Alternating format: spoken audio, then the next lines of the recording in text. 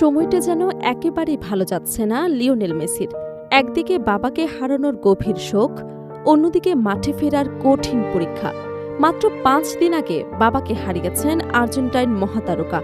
সেই শোক বুকে নিয়েই আবারও ফুটবল মাঠে ফিরেছিলেন তিনি।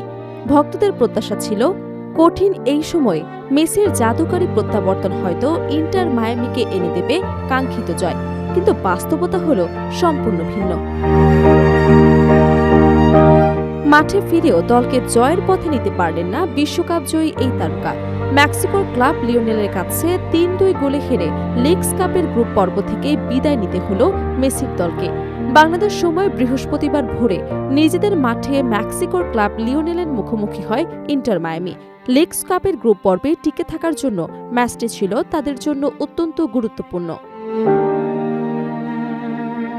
কিন্তু 90 মিনিটের লড়াই শেষে 3-2 গোলের পরাজয় মেনে নিতে হয় স্বাগতিকদের।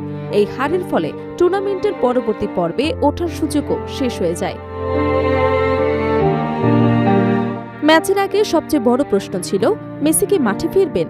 বাবার মৃত্যুর পর তার মাঠে ফেরার সময় নিয়ে তৈরি হয়েছিল নানা অনিশ্চয়তা। এমন কঠিন ব্যক্তিগত শোকের মধ্যে তিনি খেলবেন কিনা সেটি নিশ্চিত ছিল না।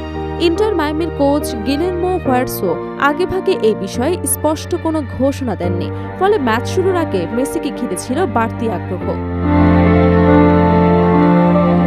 শেষ পর্যন্ত অবশ্য সমর্থকদের অপেক্ষার অবসান ঘটে।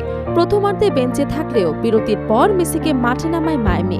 দীর্ঘ বিরতির পর মাঠে ফিরেই আক্রমণ তৈরিতে সক্রিয় হন তিনি।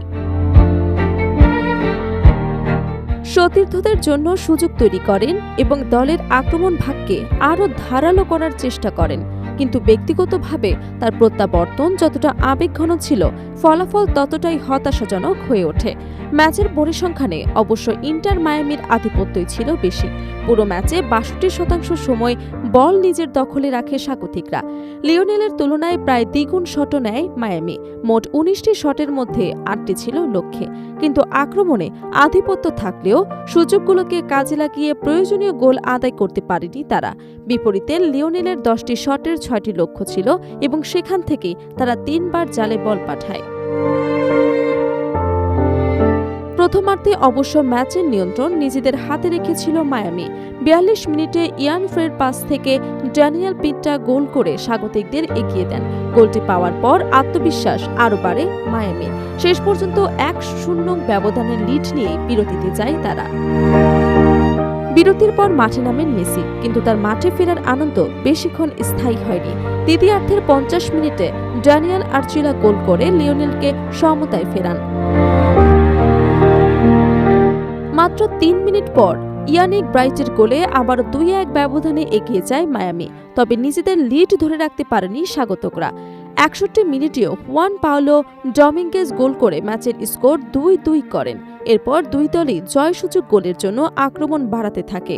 শেষ দিকে চাপ বাড়তে থাকে মায়ামির ওপর।